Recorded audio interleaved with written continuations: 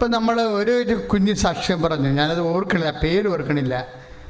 അച്ഛൻ കൈ വെക്കാൻ പറഞ്ഞപ്പോൾ ആ സ്ഥലത്ത്, രോഗത്തിൻ്റെ സ്ഥലത്ത് കൈകൾ വെച്ചു. അപ്പോഴാ കുഞ്ഞിനെ കർത്താവ് സുഖപ്പെടുത്തി. അപ്പം ഞാൻ എൻ്റെ മനസ്സിലോർത്തു, ഇത് ഞാൻ കണ്ടുപിടിച്ചൊരു മാർഗമല്ല. കുറേ നാൾ ജനങ്ങളിലേക്ക് കർത്താവ് വരണം, ജനങ്ങൾ കർത്താവിനെ കൊണ്ട് ജീവിക്കണം, കർത്താവ് ജനജീവിതത്തിൽ പ്രസക്തനാകണമെന്നൊക്കെ പ്രതുരായിരുന്ന കാലം തന്നെ എപ്പോഴും ഓർത്ത് പ്രാർത്ഥിക്കുമായിരുന്നു.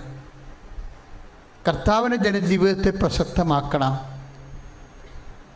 അപ്പോൾ ദൈവം നമുക്ക് കുറേ മാർഗങ്ങൾ അതിനുവേണ്ടി പറഞ്ഞു തന്നതിൽ ഒരു മാർഗമാണ് രോഗമുള്ളിടത്ത് കൈവയ്ക്കാൻ. ഇവിടെ ഞാൻ കേട്ടതല്ല, ഞാൻ ഇന്ന് വരെ ഒരു കരിസ്മാറ്റിക് ധ്യാനകേന്ദ്രത്തിൽ പോയിട്ടുമില്ല. കാരണം ആദ്യകാലം മുതൽ ഇങ്ങനെ പ്രാർത്ഥിച്ച് ആണ് ഇവിടം വരെ നമ്മൾ എത്തിയത്. അപ്പം ശുശ്രൂഷ അതിലിടക്ക് വന്നതാ. കരിസ്മാറ്റിക് രീതികൾ എനിക്ക് ഭയങ്കര ഇഷ്ടമാണ് പ്രാർത്ഥനയിൽ. അപ്പം അതുകൊണ്ട് നമ്മൾ പ്രാർത്ഥന ശുശ്രൂഷയിൽ ആ ഒരു രീതി ഉപയോഗിക്കുന്നുണ്ട്. വളരെ പെർഫെക്റ്റ് ആയിട്ടുള്ള രീതിയാണത്. എല്ലാവരും ലൈവായിട്ട് ഉണർവോടുകൂടി പ്രാർത്ഥിക്കാൻ കഴിയണത് ആണ് ഇതിൻ്റെ ഏറ്റവും വലിയൊരു വിജയം. അഭിഷേകവും നിലവാരവും കൂടുതലാണ്.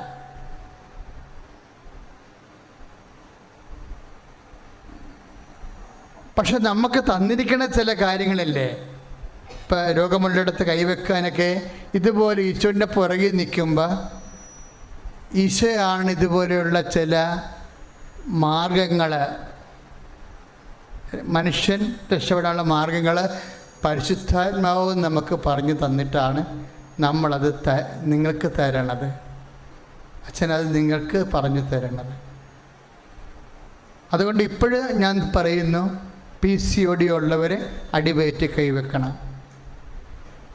PCOD ഇപ്പം ചിലർ പറയും എൻ്റെ ആമാശയം ഇങ്ങനെ വലുതായിക്കൊണ്ടിരിക്കണം അച്ഛാന്ന് പറയും. കഴിഞ്ഞ പ്രാവശ്യം അങ്ങനെ ഒരു ഇന്നലെ അങ്ങനെ ഒരു സാക്ഷ്യമുണ്ടായിരുന്നു. സാക്ഷ്യമല്ല, ഞാനിങ്ങനെ നിൽക്കുമ്പോൾ, ഇവിടെ നിൽക്കുമ്പോൾ, ഈശോൻ്റെ പുറകിൽ നിൽക്കുമ്പോൾ ആമാശയം ഇങ്ങനെ അതിൻ്റെ ഈ ചുരുങ്ങണതും, നമ്മൾ ഭക്ഷണം കഴിച്ചില്ലെങ്കിൽ ആമാശയം ചുരുങ്ങണ്ടേ? ഭക്ഷണം കഴിച്ചില്ലെങ്കിൽ കഴിക്കുമ്പോൾ വീർത്ത് വരണ്ടേ? അങ്ങനെയല്ല, കഴിച്ചില്ലെങ്കിലും ആമാശയം അതുപോലെ ഇരിക്കും, വീർത്ത് തന്നെ ഇരിക്കും. അപ്പം അങ്ങനെ ഒരു അസുഖം. അപ്പം കർത്താവ് ആ സമയത്ത് പറഞ്ഞു ആ ആമാശയത്തെ സ്പർശിക്കണമെന്ന്. അപ്പം ഞാൻ ഇവിടുന്ന് ജനങ്ങൾക്ക് പ്രാർത്ഥിക്കാൻ വേണ്ടി വന്നപ്പോൾ ആ ചേച്ചി വന്ന് പറഞ്ഞ്, അച്ഛാ എൻ്റെ ആമാശയമാണ് ആ അവസ്ഥയെന്ന്. നമ്മൾ നിന്നെ കർത്താവ് സുഖപ്പെടുത്തിയിട്ടുണ്ട്, ധൈര്യമായിട്ട് പോയിക്കാന്ന് പറഞ്ഞു.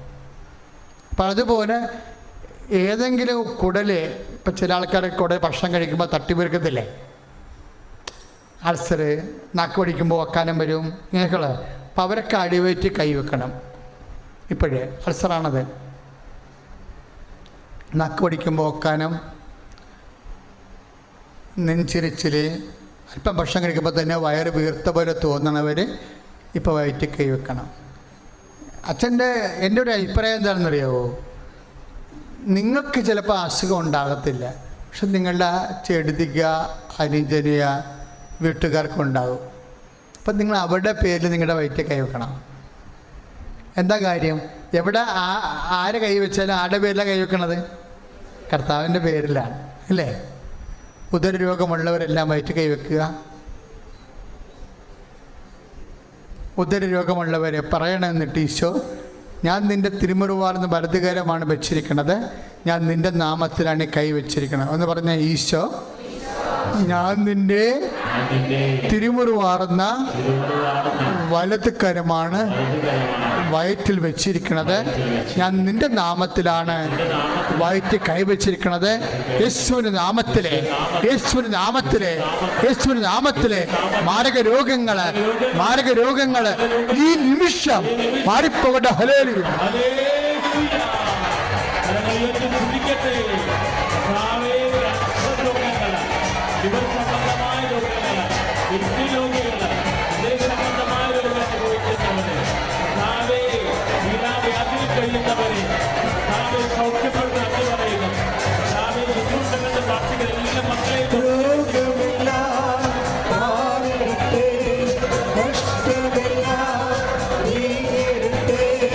രോഗമില്ല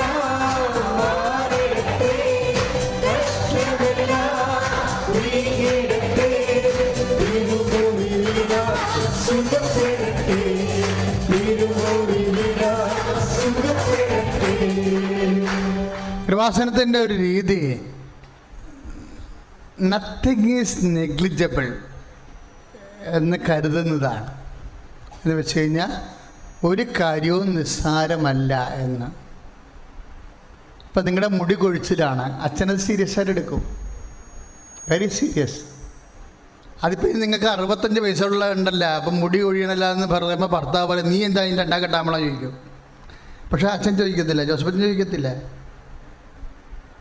കർത്താവ് പറഞ്ഞിട്ടുണ്ട് ഇതൊക്കെ നിങ്ങൾക്ക് ആവശ്യമാണെന്ന്, ഇല്ലെങ്കിൽ തരേണ്ട ആവശ്യമില്ലല്ലോ, ഇല്ലേ?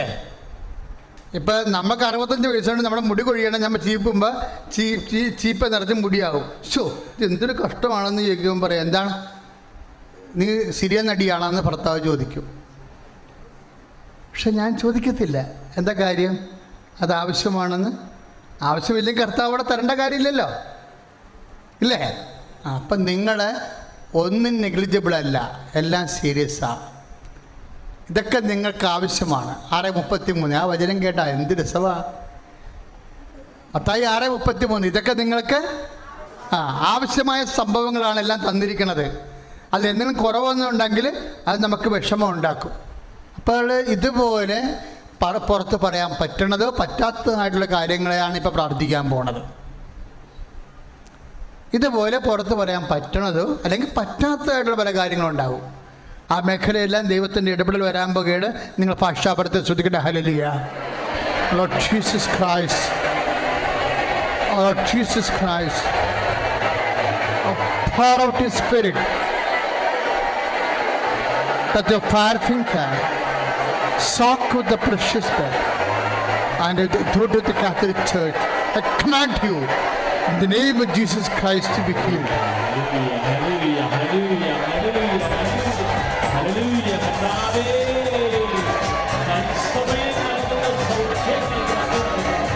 അഭിഷേകങ്ങൾക്ക് നന്ദി പറയുന്ന കർത്താവേ, ഞങ്ങളുടെ ജീവിതത്തെ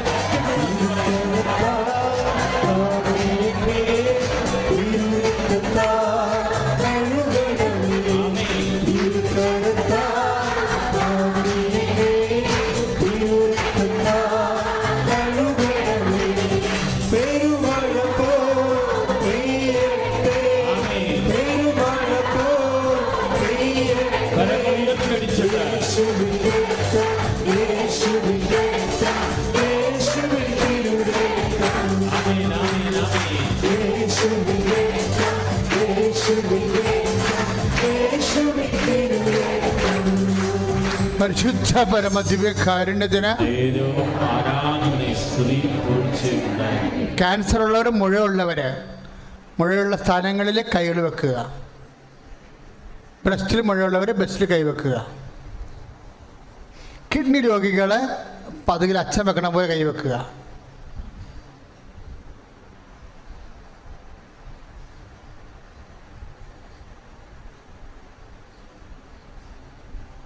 ശ്വാസകോശ രോഗികളെ നെഞ്ചിൽ കൈവെക്കുക. ഹൃദയം ഉൾപ്പെടെ നെഞ്ചിൻ്റെ പൂട്ടിന് കൈവെക്കുക.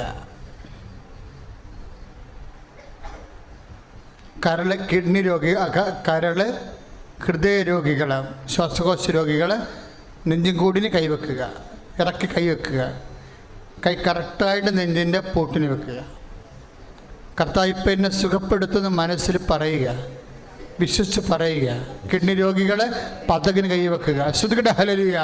യേശു സ്വസ്ത്രം വെച്ച് സ്വസ്ത്രം വെച്ച് സ്വസ്ത്രം, യേശു സ്വസ്ത്രം വെച്ച് സ്വസ്ത്രം വെച്ച് സ്വസ്ത്രം, യേശു സ്വസ്ത്രം വെച്ച് സ്വസ്ത്രം. Lord Jesus Christ, pour out His Spirit.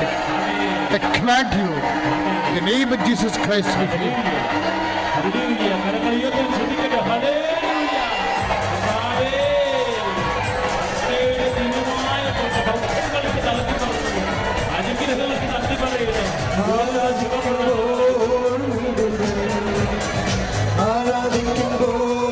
സൗഖ്യം, ആരാധിക്കുമ്പോൾ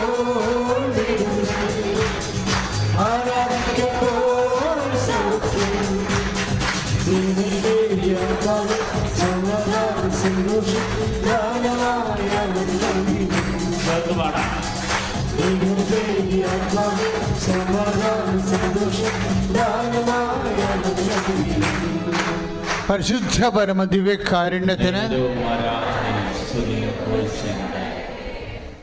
ഒത്തിരിയേറെ വിസർപ്പ രോഗികളെ കർത്താവ് ഇന്ന് സുഖപ്പെടുത്തിയായിരുന്നു. ത്വക്ക് രോഗികളെ അല്ലേ, സോറിയാസിസ്, ത്വക്ക് രോഗങ്ങൾ, ഇങ്ങനെ എല്ലാ സാക്ഷ്യങ്ങളിലും ത്വക്ക് രോഗികളെ സുഖപ്പെടുന്നുണ്ട്. ഈ ഉടമ്പടി തുടങ്ങുന്നതിന് മുമ്പും വിസർപ്പ രോഗികൾ കുറേ സുഖപ്പെടുമായിരുന്നു കൃപാസനത്തിൽ. ത്വക്ക് രോഗികളെ ചൊറിച്ചിൽ, ചിരങ്ങ്, ചൊറി, വിസർപ്പങ്ങൾ, അവർക്ക് വേണ്ടി പ്രാർത്ഥിക്കാം. അതിൻ്റെ കൂടെ നടുവേദനക്കാർ, കണ്ണ് വേദനക്കാർ, കണ്ണിന് കാഴ്ചയില്ലാത്തവർ, കാഴ്ച മങ്ങിക്കൊണ്ടിരിക്കുന്നവർ, ചെവിക്ക് കേൾവി മങ്ങിക്കൊണ്ടിരിക്കുന്നവർ, കടുത്ത തലവേദനക്കാർ, ടോൺസൈറ്റ് രോഗികൾ, തൈറോയിഡ് രോഗികൾ, എല്ലാ മേഖലകളിലേക്കും കർത്താവിൻ്റെ ശരീരത്തിന് ബലമില്ലാത്തവർ, ശരീരത്തിന് ഓജസ്സില്ലാത്തവർ, കർത്താവിൻ്റെ കണ്ണീരോടെ പ്രാർത്ഥിക്കുക. എല്ലാ മേഖലകളിലേക്കും കർത്താവെ സർവാംഗ രോഗങ്ങളെ സ്പർശിക്കണേ. കർത്താവെ സർവാംഗ രോഗികളെ സ്പർശിക്കണം. കർത്താവെ സർവാംഗ രോഗികളെ സ്പർശിക്കണേ. കർത്താവിൻ്റെ വിശുദ്ധമായ രക്തം ത്വക്ക് രോഗികളെ നിബന്ധിക്കട്ടെ. ക്യാൻസർ രോഗികളെ, തൈറോയ്ഡ് രോഗികളെ, ക്യാൻസർ രോഗികളെ, അസ്ഥി രോഗികളെ, വാതരോഗികളെ യേശുവിന്റെ നാമത്തിൽ സൗഖ്യമാവട്ടെ.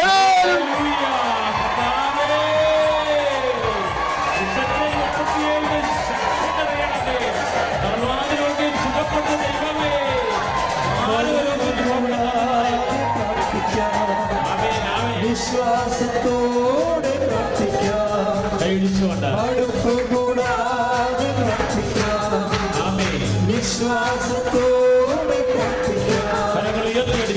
ഇതിവാദി പ്രാർത്ഥന, സ്വന്തയുള്ള പ്രാർത്ഥന, മരിക്കും രോഗികൾ സൗഖ്യമാണ്. ഇതിവാദി പ്രാർത്ഥന, സ്വന്തയുള്ള പ്രാർത്ഥന, മരിക്കും രോഗികൾ സൗഖ്യമാണ്. സമയം ഫിക്സ് ചെയ്യണമേ. എന്താണെന്ന് വെച്ചാൽ നമ്മളുടെ അമ്മ സമയത്തിൻ്റെ അമ്മയാണ്. അതിൻ്റെ ആദ്യ അടയാളങ്ങളെല്ലാം വരേണ്ടത് അമ്മ എവിടെയാണ് പ്രത്യക്ഷപ്പെട്ടത് അവിടെ നിന്നാണ് അതെല്ലാം വരേണ്ടത്. സഭ ഇതെല്ലാം പഠിച്ച് ഇതിൻ്റെ സത്യാവസ്ഥ ബോധ്യപ്പെട്ട് വരുമ്പോൾ സാർവത്രിക സഭയ്ക്ക് ഇതെല്ലാം അനുഗ്രഹമായി മാറും. ആദ്യമായി അമ്മയ്ക്കും തിരുക്കുമാരനും കോടാനുകോടി നന്ദി പറയുന്നു.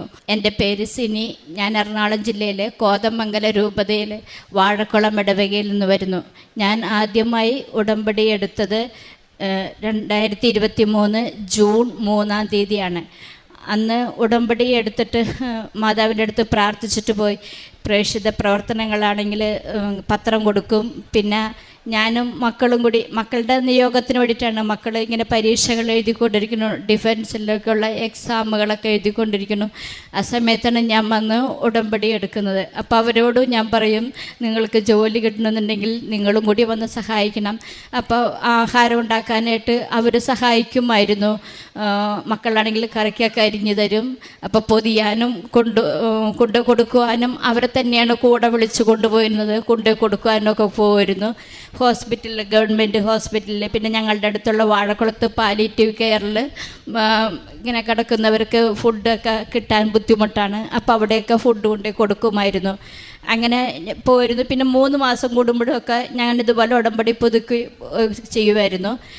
ലാസ്റ്റ് വന്ന് 24 ഫെബ്രുവരിയിലും ഞാൻ ഉടമ്പടി പുതുക്കിയിട്ട് പോയി. അതിന് ശേഷമാണ് ഞങ്ങൾക്ക് ഒരു വല്ലാത്തൊരു പ്രതിസന്ധി ഉണ്ടായത്. 24 ജൂൺ 21 എൻ്റെ ഹസ്ബൻഡ് ഡ്യൂട്ടി കഴിഞ്ഞ് വരുന്ന സമയത്ത് ബൈക്കിലായിരുന്നു വന്നിരുന്നത്. ഒരു ടോറസ് വന്ന് മുട്ടി, പുള്ളി തെറിച്ചു വീണു. ഹെൽമെറ്റൊക്കെ തെറിച്ചു പോയി. തലയ്ക്ക് ഗുരുതരമായ പരിക്ക് പറ്റി. വാരിയെല്ലുകൾ 6 ഒടിഞ്ഞു, 4 ഡിസോർഡറാണെന്ന് പറഞ്ഞു. വലതുകാല് മുട്ടിന് താഴെ വെച്ച് തകർന്ന് എല്ലൊരെണ്ണം പുറത്തേക്കാണ് തള്ളി നിന്നത്. അതൊന്നും ഞങ്ങൾ അറിഞ്ഞിരുന്നില്ല. അപ്പം ആക്സിഡൻറ്റ് പറ്റിയെന്ന് അറിഞ്ഞു ഞങ്ങൾ വീട്ടിൽ നിന്ന് ഞാനും മക്കളും കൂടി ചേട്ടൻ്റെ പെങ്ങന്മാരും അറിഞ്ഞു. അപ്പോൾ അവർ ഞങ്ങളെ കൂടി വേഗം ഹോസ്പിറ്റലിലേക്ക് അടുത്തുള്ള ഒരു ഹോസ്പിറ്റലാണ് ആദ്യം എത്തിച്ചത്. അവിടെ നിന്ന് അവർ പറഞ്ഞു ഇച്ചിരി ബുദ്ധിമുട്ടുള്ള സ്റ്റേജാണെന്ന് പറഞ്ഞപ്പോൾ മകൻ്റെ അടുത്ത് പറഞ്ഞു. അപ്പം മകൻ പറഞ്ഞു കോലഞ്ചേരിക്ക് കൊണ്ടുപോക്കോ. കോലഞ്ചേരിയിൽ ചെന്നു. ഞങ്ങൾ ചെല്ലുമ്പോൾ ആദ്യം ഞങ്ങൾ കൊണ്ടുപോകുന്നത് എൻ്റെ കയ്യിലാകെ ഉടമ്പടി തൈലവും കാശ് രൂപവും ഉണ്ടായിരുന്നു.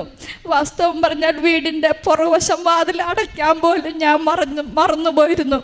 ആക്സിഡൻറ്റ് പറ്റുന്നുണ്ടപ്പോൾ ഇത് രണ്ടും മാത്രം എടുക്കാനാണ് എനിക്ക് ഓർമ്മ കിട്ടിയത്. ഞങ്ങളുടെ അടുത്ത് വേഗം വണ്ടിയെടുത്ത് കോലഞ്ചേരി ഹോസ്പിറ്റലിൽ ചെല്ലുമ്പോൾ സ്കാനിങ്ങിന് കയറ്റി. അപ്പം ഞാൻ പറഞ്ഞു എന്നെ ഇറക്കി തന്ന് ഞങ്ങൾക്കൊന്ന് ഈ കാശുരൂപം വെച്ചൊന്ന് പ്രാർത്ഥിക്കട്ടെ എന്ന് പറഞ്ഞു. അപ്പോൾ അവർ പറഞ്ഞു കയറ്റിയൊക്കെ ഉള്ളതെന്ന് പറഞ്ഞു. ഞാൻ പറഞ്ഞു 1 സെക്കൻഡ്. എന്നിട്ട് ഞാൻ കാശുരൂപം വെച്ചൊന്ന് പ്രാർത്ഥിച്ചു. ഉടമ്പടി തൈലം എനിക്ക് എന്താ പറ്റിയേക്കണമെന്നറിയില്ല. അന്നേരം സംസാരിക്കുന്നുണ്ടായിരുന്നു, നോർമലായിട്ട് സംസാരിച്ചു. അപ്പോൾ ഞാൻ പറഞ്ഞു ഉടമ്പടി തൈലം കൊണ്ട് നെറ്റിയിലും ഒക്കെ കുരിശു അടയാളം വരച്ചു. ഞങ്ങൾ പ്രാർത്ഥിച്ച് ഞങ്ങൾ പുറത്തേക്ക് ഇറക്കി വിട്ടു. ഞങ്ങളോട് പുറത്തിറങ്ങി നിൽക്കാൻ പറഞ്ഞു.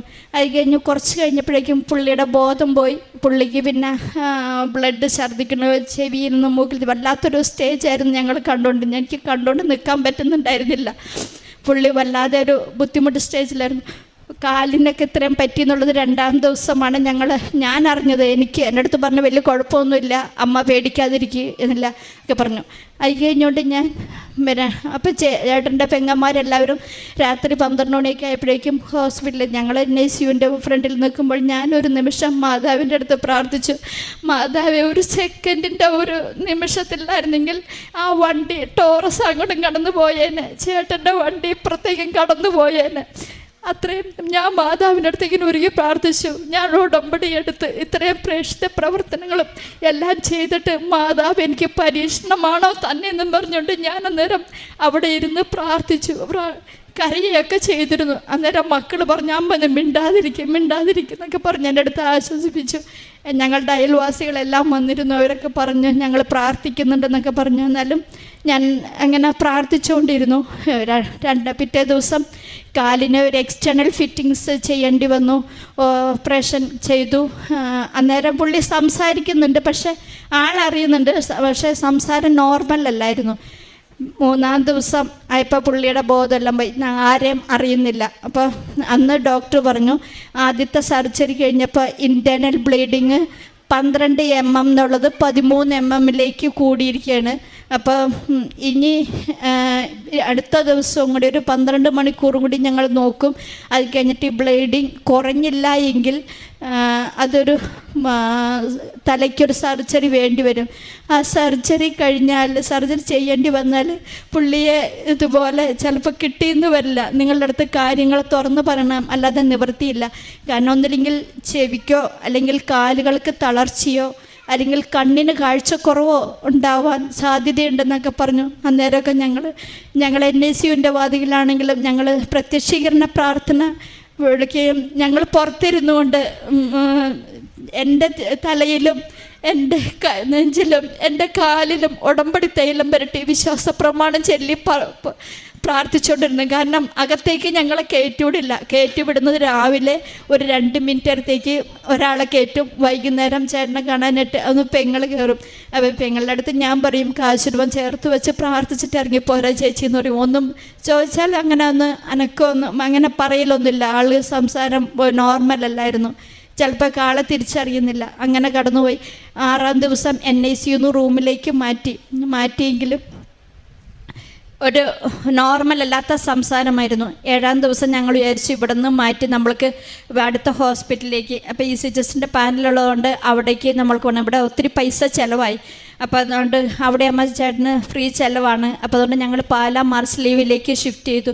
അവിടെ ചെന്ന് നൂറോടെ കണ്ടു കഴിഞ്ഞപ്പോൾ അതിന് മുന്നേ മാതാവിൻ്റെ ഉടമ്പടി തൈലം വെച്ച് പ്രാർത്ഥിച്ചതിൻ്റെ ഫലമായിട്ട് 3-ാം ദിവസം 13 mm ബ്ലീഡിങ് എന്നുള്ളത് 12 mm ആയി.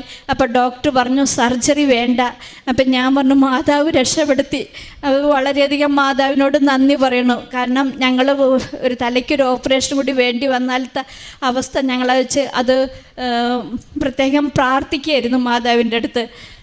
അത് കഴിഞ്ഞ് ഞങ്ങൾ 7-ാം ദിവസം കോലഞ്ചേരിയിൽ നിന്ന് ഞങ്ങൾ പാലാ മാർസിലീവിലേക്ക് ഷിഫ്റ്റ് ചെയ്തു. അവിടെ ചെന്ന് കഴിഞ്ഞപ്പോഴും ഈ ബ്ലീഡിങ്ങിൻ്റെ ഇത് 12 നിൽക്കുന്നു. ആളുടെ അടുത്ത് ന്യൂറോ സർജൻ്റെ അടുത്ത് ചെല്ലുമ്പോൾ പറയും നമുക്കൊന്നും പറയാറായിട്ടില്ല, ഒന്നും പറയാറില്ല. ആൾ ഒരു ഇതിലാണ് നിൽക്കുന്ന, ഒരു റെസ്ലെസ്സാണ്, ആളൊരു ബന്ധമില്ലാത്ത സംസാര രീതി അങ്ങനെയുള്ളതൊക്കെ. ഞങ്ങളൊക്കെ ആ സമയത്തെല്ലാം പുറത്തുനിന്ന് ഞങ്ങൾ പ്രത്യക്ഷീകരണ പ്രാർത്ഥനയും ചേട്ടൻ്റെ പെങ്ങന്മാരൊക്കെ ആണെങ്കിൽ എല്ലാവരും കൂടി വന്ന് ഞങ്ങൾ നിത്യാരാധന ചാപ്പലിൻ്റെ അവിടെ പാലാ മാർസിലി വെച്ച് കഴിഞ്ഞപ്പോൾ അവിടുത്തെ ചാപ്പലിൽ പോയിരുന്നു. ഞങ്ങൾ കരുണക്കൊന്തയും എല്ലാം പ്രാർത്ഥിക്കും, പ്രത്യക്ഷീകരണ പ്രാർത്ഥനയും ഒക്കെ ഞങ്ങൾ മുഴുവൻ സമയം പ്രാർത്ഥനയിൽ തന്നെയായിരുന്നു.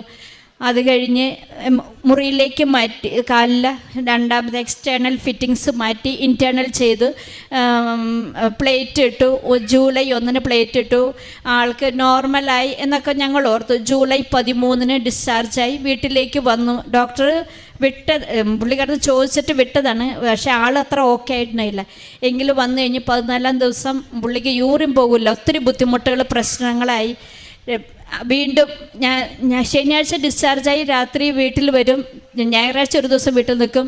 തിങ്കളാഴ്ച വീണ്ടും ഹോസ്പിറ്റലിൽ ആംബുലൻസ് വിളിച്ച് പോകേണ്ടതാണ്. അങ്ങനെ 52 ദിവസത്തോളം ഹോസ്പിറ്റലിൽ തന്നെ ചെലവഴിക്കേണ്ടി വന്നു ഞങ്ങൾക്ക്. അപ്പോഴെല്ലാം മാതാവിൻ്റെ ആശുപത്രി കിടക്കുമ്പോഴാണെങ്കിലും ഉടമ്പടി തൈലം സംസാരം ഓക്കെ ആക്കി തരാനായിട്ട്. അപ്പം കോലഞ്ചേരിയിലെ ഡോക്ടറും പറഞ്ഞിരുന്നു കണ്ണിൻ്റെ കാഴ്ചയൊക്കെ പോകാനൊക്കെ സാധ്യതയുണ്ടെന്ന്. അപ്പം അന്നേരം പാലയിൽ കിടക്കുമ്പോൾ എൻ്റെ ഇളയ മകനായിരുന്നു കൂടെ ഉണ്ടായിരുന്നത്. അപ്പം മകൻ ഒരു ദിവസം നോക്കിയപ്പോൾ എൻ്റെ കണ്ണൊക്കെ ഇങ്ങനെ വീർത്തി. അപ്പം അവന് സംശയം അമ്മയെ പപ്പയുടെ കാഴ്ചയ്ക്ക് എന്തെങ്കിലും പറ്റുമോ? ഞാൻ പറഞ്ഞാടാ ഉടമ്പടി തൈലമല്ല നമ്മൾ പെരട്ടി വിശ്വാസ പ്രമാണമൊക്കെ ചൊല്ലി പ്രാർത്ഥിക്കുന്നത്, ഒരു കുഴപ്പം വരില്ല, മാതാവിൻ്റെ കയ്യിലല്ലേ ഏൽപ്പിച്ചാക്കുന്നത്. അപ്പോൾ മാതാവ് കൈവിടില്ല, ഒരു കുഴപ്പവും വരില്ല. ഞങ്ങൾ ന്യൂറോ സർജൻ വന്നപ്പോഴും പറഞ്ഞു ഇങ്ങനെ പതിവില്ലാണ്ട് കണ്ണ് നീര് വെച്ച് വീർത്ത് വന്നിട്ടുണ്ടല്ലോ എന്നാ സാറെന്ന് വെച്ചപ്പോൾ പറഞ്ഞു അത് കുഴപ്പമില്ല അത് മാറിക്കോളും എന്ന് പറഞ്ഞു. പക്ഷേ 2-3 ദിവസം വരെ ഇങ്ങനെ നീര് വെച്ചിരുന്നപ്പോൾ ഞങ്ങൾക്ക് ആശങ്കയായിരുന്നു. അന്നേരം ഡോക്ടർ പറഞ്ഞു അത് ചെറിയൊരു പ്രോബ്ലം ഉണ്ടായിരുന്നു, അതിൻ്റെ വീക്കം കണ്ണിലേക്ക് കയറിയതാണ്, അത് എന്തോ നിങ്ങളുടെ പ്രാർത്ഥന കൊണ്ട് ദൈവകൃപയാൽ അത് മാറിപ്പോയി. ആ ഡോക്ടർ പറഞ്ഞത് അങ്ങനെയുണ്ട്, നിങ്ങളുടെ പ്രാർത്ഥനയും ദൈവകൃപയാലും അത് മാറിപ്പോയി, കണ്ണോക്കെയായി, കുഴപ്പമില്ല, ഇനി പോകാം, ഹോസ്പിറ്റലിൽ നിന്ന് പോകാം എന്നൊക്കെ പറഞ്ഞ് ഞങ്ങൾ ഹോസ്പിറ്റലിൽ നിന്ന് ഡിസ്ചാർജായി പോന്നു. വീട്ടിൽ വന്നിട്ടാണെങ്കിലും ഒരു 1.5 മാസം കഴിഞ്ഞ് വന്നിട്ടാണ് വീട്ടിൽ പുള്ളിക്ക് അത്ര ഓർമ്മയുള്ള രീതിയിലല്ല സംസാരം നല്ലായിരുന്നു. ചുമ്മാ കട്ടിലേക്ക് കിടന്ന് ഉരുളും, അങ്ങനെ കൊച്ചു കുട്ടികളുടെ കാണിക്കുന്ന പോലെയൊക്കെ ആയിരുന്നു. അന്നൊക്കെ അപ്പോഴെല്ലാം തന്നെ ഇരുന്ന് ഭക്ഷണം കഴിക്കാനോ ഒന്നും ചെയ്യാൻ പറ്റില്ലാത്ത അവസ്ഥയായിരുന്നു. അന്നേരം ചേച്ചി പറഞ്ഞു സിനി പോയി മാതാവിൻ്റെ അടുത്ത് പോയി ഉടമ്പടി എടുക്ക്. അപ്പം അതിനിടയ്ക്ക് എനിക്ക് ICUവിൽ വെച്ച് എൻ്റെ കാശുരൂപം നഷ്ടപ്പെട്ടിരുന്നു. അപ്പോൾ ഇനി കാശുരൂപം പോയി. പക്ഷെ ഉടമ്പടി തൈലം ഉപ്പും എൻ്റെ കയ്യിലുണ്ട്, അത് വെച്ച് ഞാൻ പ്രാർത്ഥനയിൽ മാതാവിൻ്റെ തന്നെ ആശ്രയിച്ച് നിന്നിരുന്നു. പിന്നെ രണ്ടാമതൊരു ഉടമ്പടി എടുക്കാൻ ചെല്ലിക്ക് അവിടെ നിന്ന് 1 മിനിറ്റ് പോലും ചേട്ടൻ്റെ അടുത്ത് മാറാൻ പറ്റില്ലാത്ത അവസ്ഥയായിരുന്നു. ഞാൻ പറഞ്ഞു ചേച്ചി മാതാവ് അനുഗ്രഹിച്ചാൽ ചേട്ടൻ തന്നെ ഇരുന്ന് ഭക്ഷണം കഴിക്കാനും വാക്കറിൽ പിടിച്ച് ടോയ്ലറ്റിൽ പോകാനും, ആൾ പുറകെ വേണം, എന്നാലും വാക്കറിൽ ടോയ്ലറ്റിൽ പോകാനും ഒരവസ്ഥ മാതാവ് എന്ന് എത്തിച്ച് തന്നോ അന്ന് ഞാൻ പോയി ഉടമ്പടി എടുത്തോളാം എന്ന് പറഞ്ഞു. അതുപോലെ നവംബറൊക്കെ ആയപ്പോഴേക്കും പയ്യെ ഇരിക്കുകയും നടക്കുകയും വാക്കറിൽ പിടിച്ച് നടക്കാൻ തുടങ്ങി. അങ്ങനെ അന്നേരം ആയപ്പോഴാണ് ഞാനിവിടെ 3-ാം തീയതി വന്ന് ഉടമ്പടി രണ്ടാമതെടുത്ത്. എൻ്റെ കാശുരൂപം നഷ്ടപ്പെട്ടു പോയിരുന്നു. അത് കഴിഞ്ഞ് അച്ഛനെ കാണണമെന്ന് പറഞ്ഞപ്പോൾ ആളെ നടത്തി കൊണ്ടുവരാൻ പറ്റില്ലാത്ത അവസ്ഥ. അന്നേരം പറഞ്ഞു ഇതുപോലെ ഒരു മൊബൈലൊരു ഫോട്ടോ എടുത്ത് പ്രിൻ്റ് എടുത്ത് കൊണ്ടുവന്നാൽ മതി. അതുകൊണ്ട് ഞാൻ ഇതെടുത്ത് കൊണ്ടുവന്ന് ഡിസംബർ 28-ന്. അതിനിടയ്ക്ക് ഇടയ്ക്കിടയ്ക്ക് ഓർത്തോനെ കാണുമായിരുന്നു, ഓരോ മാസം കൂടുമ്പോൾ 2 ആഴ്ച കൂടുമ്പോൾ. അന്നേരമൊക്കെ കാലിൻ്റെ അസ്ഥി ചേരുന്നില്ല, ചവിട്ടി നടക്കണമെങ്കിൽ ബുദ്ധിമുട്ടാണ്. ഇത്രയും 57 വയസ്സായി, ഇച്ചിരി ബുദ്ധിമുട്ടൊക്കെ ഉണ്ട്, സമയമെടുക്കും, നിങ്ങൾ വിചാരിക്കുന്ന പോലെ അത്ര സ്പീഡ് റിക്കവറി ഒന്നും കിട്ടില്ല എന്നൊക്കെയാണ് ഡോക്ടർ പറഞ്ഞത്. പക്ഷേ ദൈവത്തിൽ ആശ്രയിച്ച് മാതാവിൻ്റെ കൃപ കൊണ്ട് ഞങ്ങൾ 3-ാം തീയതി വന്ന് അച്ഛനടുത്ത് പറഞ്ഞു. അപ്പോൾ അന്ന് കാണാൻ പറ്റില്ല എനിക്ക്. പിന്നെ 28-ാം തീയതി ഞാൻ ഒന്നും കൂടി വന്നു ഫോട്ടോ ഒക്കെ എടുത്ത് കൊണ്ടുവന്ന് അന്ന് ടോക്കൺ കിട്ടി. അച്ഛനെ കണ്ട് അച്ഛനിത് മാതാവിൻ്റെ അടുത്ത് വെച്ച് പ്രാർത്ഥിച്ച് ബ്ലസ് ചെയ്തുകൊണ്ട്. അപ്പോൾ എനിക്കൊരു ബുദ്ധിമുട്ടായിരുന്നു. അതേമേ അച്ഛനൊന്നും പറഞ്ഞില്ല, പക്ഷെ അച്ഛനൊരു കാശുരൂപ തന്നു. അതിട്ട് ആ ചേട്ടൻ്റെ കൊന്തയിൽ ഇട്ട് കൊടുക്കുകയും ഇവിടെ ഇരുന്ന് അന്ന് 28-ാം തീയതി വന്നപ്പോൾ അതിന് മുന്നമുള്ള ഡോക്ടേഴ്സ് ഒക്കെ ഞങ്ങൾ ഒരു ഡോക്ടറെ അടുത്ത് വെച്ചപ്പോൾ പറഞ്ഞു ഇങ്ങനെ സർജറി വേണം, ബോൺ ഗ്രാഫ്റ്റിംഗ് വേണം, എങ്കിലേ അതിനകത്തൊരു ഇതുള്ളൂ, കാരണം ഇത്രയും ഏജ് ആയില്ലേ.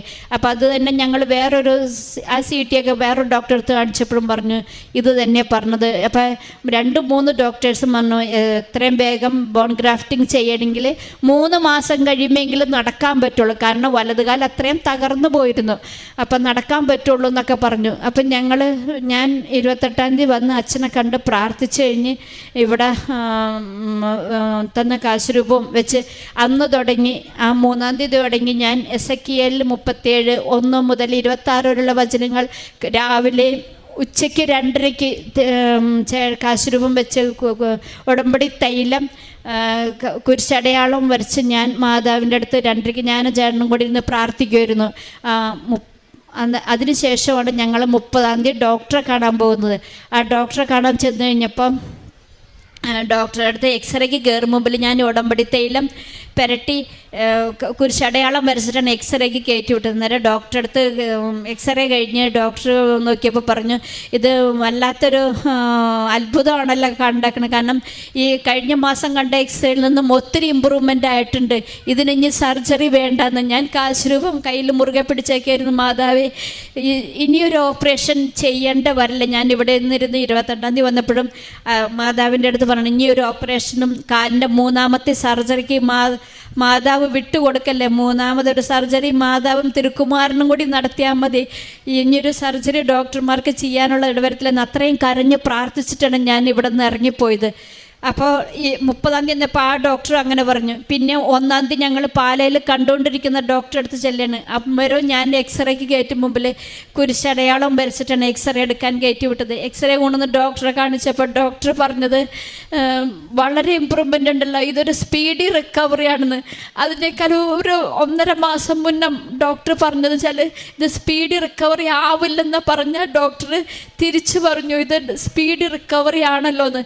25-28 വയസ്സിനുള്ളിൽ യുവാക്കളിൽ സംഭവിക്കുന്ന ഒരു ഇമ്പ്രൂവ്മെൻ്റാണ് ഇപ്പോൾ ഈ 57 വയസ്സുള്ള ഈ ജോസങ്ങളിൽ വന്നാക്കുന്നത്. ഇതെന്താണെന്ന് ചോദിച്ചു. അപ്പോൾ ഡോക്ടറുടെ അടുത്ത് ഞാൻ പറഞ്ഞു. അപ്പോൾ ഡോക്ടർ പിടിച്ച് നോക്കിയപ്പോൾ ഉടമ്പടി തൈലം കാലയിലുണ്ട്. ഇതെന്നെ പുരട്ടിയാക്കണമെന്ന് ചോദിച്ചു. ഞാൻ പറഞ്ഞു മാതാവിൻ്റെ ഉടമ്പടി തൈലമാണ് സാറേ പുരട്ടിയിരിക്കുന്നത്. ഞങ്ങൾ കൃപാസനത്തിൽ പോയിരുന്നു, ഞാൻ മാതാവിൻ്റെ അടുത്ത് പ്രാർത്ഥിച്ചിരുന്നു, അമ്മയും തിരുക്കുമാരനും കൂടി ഇത് കാലൊന്ന് ശരിയാക്കി തന്നെ എന്നുള്ളത് പ്രാർത്ഥിച്ചിട്ടാണ് ഞാൻ പോകുന്നതെന്ന്.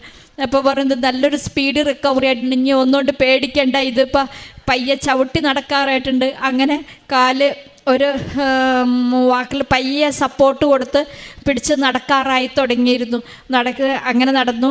മാർച്ച് 20-ന് പിന്നെ സർജറി വേണ്ടാന്ന് പറഞ്ഞു. 3-ാമത്തെ സർജറി മാതാവും തിരുക്കുമാരനും മാറ്റിവിട്ടു. അത് അമ്മ തന്നെ ദൈവത്തിൻ്റെ കൃപയാൽ നടത്തിയില്ല, വേണ്ടാന്ന് പറഞ്ഞു. പിന്നെ മാർച്ച് 20-ന് ചേട്ടൻ ജോലിക്ക് പോകാൻ തുടങ്ങി. സ്റ്റിക്കായിട്ടാണ് പോകുന്നത്. ബസ്സിൽ കയറാനൊക്കെ ഇച്ചിരി ബുദ്ധിമുട്ടുണ്ട്. ആദ്യത്തെ 2 ദിവസം കൊണ്ടുപോയിട്ട് പിന്നെ തുടങ്ങി ബസ് കയറി പോകും, ഡ്യൂട്ടിക്ക് പോകും, പോയിട്ട് വരും, ഞങ്ങൾക്ക് വീട്ടിലേക്ക് കൊണ്ടുവരും. അങ്ങനെ ഇപ്പോഴും ബസ്സിൽ കയറണമെങ്കിൽ സ്റ്റിക്കായിട്ട് വേണം. എന്നാലും ഇത്രത്തോളം രോഗസൗഖ്യം തന്ന മാതാവിനും തിരുക്കുമാരനും കോടാനുകോടി നന്ദി പറയുന്നു. പിന്നെ വേറൊരു സൗഖ്യമുള്ളത്, ഞാൻ ജൂൺ 23-ന് ഉടമ്പടി എത്തിയെങ്കിലും എനിക്കതിന് മുന്നേ ഒരു ഇയർ ബാലൻസിൻ്റെ പ്രോബ്ലം ഉണ്ടായിരുന്നു. അപ്പോൾ രാവിലെ എണീക്കുമ്പോൾ ഭയങ്കര തലകറക്കമാണ്.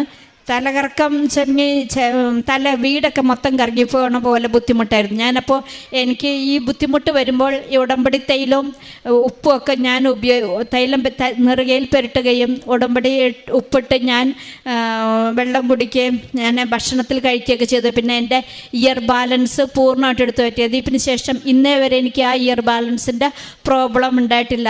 അത് അമ്മയും തിരുക്കുമാരനും എടുത്തു മാറ്റി എന്നുള്ളതാണ് എൻ്റെ പൂർണ്ണമായ വിശ്വാസം. പിന്നെ എൻ്റെ മകന് രണ്ടാമത്തെ മകൻ കൂടെ ഉണ്ടായിരുന്നു. അവൻ ഓഗസ്റ്റ് 1 ഞങ്ങൾ ഹോസ്പിറ്റലിൽ കിടക്കുമ്പോൾ അവനുണ്ടായത്. മൊത്തം ആൾ പുറത്തായിരുന്നു നിന്നിട്ട് ഹോസ്പിറ്റലിൽ ചില ഒരാളെ കൂടെ നിർത്തുമായിരുന്നുള്ളൂ. അപ്പോൾ അവന് ഓഗസ്റ്റ് 1 റിലയൻസിൽ പോസ്റ്റിംഗ് കിട്ടി. അവന് ട്രെയിനിങ് ആയിരുന്നു. അപ്പോൾ ഈ ദിവസങ്ങളിലൊക്കെ അവൻ UPSCയുടെ പരീക്ഷയ്ക്ക് പഠിക്കുന്നുണ്ടായിരുന്നു. അപ്പോൾ അവൻ 1 മാസത്തോളം അവൻ പറഞ്ഞു, അമ്മേ ഞാൻ വീട്ടിൽ വന്നില്ല, ഞാൻ ഈസ്റ്ററായിട്ട് വരുന്നുള്ളൂ, അപ്പോൾ പെസഹ വ്യാഴാഴ്ചയ്ക്ക് വരുള്ളൂ എന്നൊക്കെ പറഞ്ഞിരുന്നു. ഞാൻ പറഞ്ഞത് മതി, നീ ഇരുന്ന് പഠിച്ചോ എന്ന് പറഞ്ഞു. അപ്പോൾ ചൊവ്വാഴ്ച വിളിച്ച് ഇപ്പോൾ അവൻ സങ്കടപ്പെട്ട് അവൻ ഇത്രയും കരഞ്ഞ് പറഞ്ഞിട്ടില്ല, അമ്മ എനിക്ക് വ്യാഴാഴ്ച ഒന്നും വീട്ടിൽ വരാൻ പറ്റില്ല, ഇവിടെ ബുധനാഴ്ച ചൊവ്വാഴ്ച ആൾ ട്രാൻസ്ഫറായി പോയി, ബുധനാഴ്ച ആൾ വന്നാലാണ് എനിക്ക് ലീവിൽ വരാൻ പറ്റുള്ളൂ എന്നാണ് അത്. അപ്പം ഞാൻ പറഞ്ഞ നീ പ്രാർത്ഥിച്ച മാതാവിൻ്റെ അടുത്ത്, ഞാനും പ്രാർത്ഥിക്കുന്നുണ്ടെന്ന് പറഞ്ഞു. അപ്പോൾ അവൻ പറഞ്ഞു, അമ്മ അത് പോസിബിൾ അല്ല, അത് 2-3 ദിവസം എടുക്കും പുതിയൊരാളെ അപ്പോയിൻ്റ് ചെയ്യാനായിട്ട്. എടാ നീ പോസിബിൾ അല്ല എന്ന് പറഞ്ഞ കാര്യം നീ മാതാവിൻ്റെ അടുത്ത് പ്രാർത്ഥിച്ചത് പോസിബിൾ ആക്കി തരും, മാതാവിൻ്റെ അടുത്ത് ആക്കി തരും, നീ വിശ്വസിച്ചോ.